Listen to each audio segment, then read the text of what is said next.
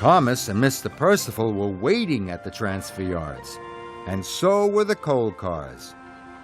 But Duncan wasn't there.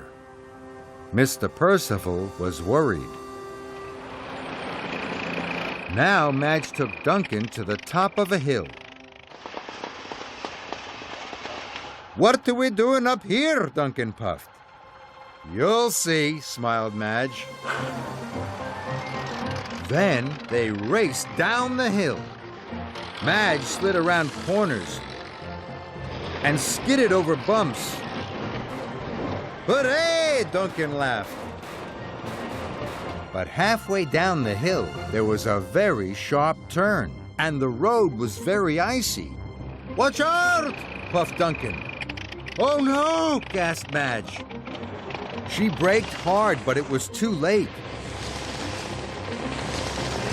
Madge started to slip and spin around and around. They crashed through a snowbank.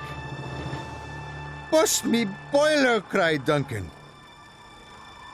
They were hanging over the edge of the valley. Madge looked down over the edge. It was a long way down. "Oh no!" Duncan moaned. "What am I going to do?" Madge groaned. Madge rocked and teetered. Slowly, she revved her engine. Inch by inch, Madge reversed back onto the road again.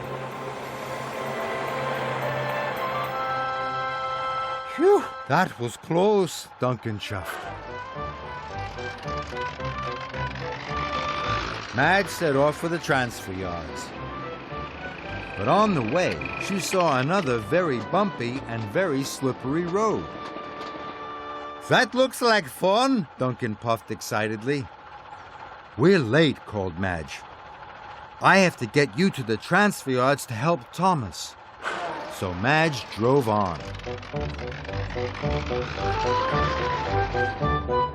Madge wanted to be safe and sure. She went all the way without slipping or sliding once. Duncan was disappointed, but he knew Madge was right. He had work to do.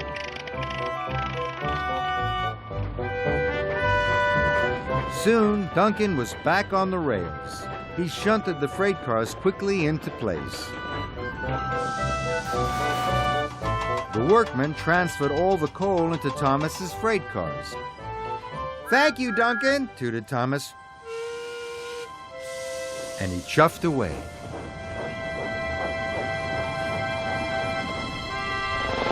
That evening, Madge went to visit Duncan. Madge pulled into the sheds. All the little engines were there. Duncan had told them all about his day out with Madge.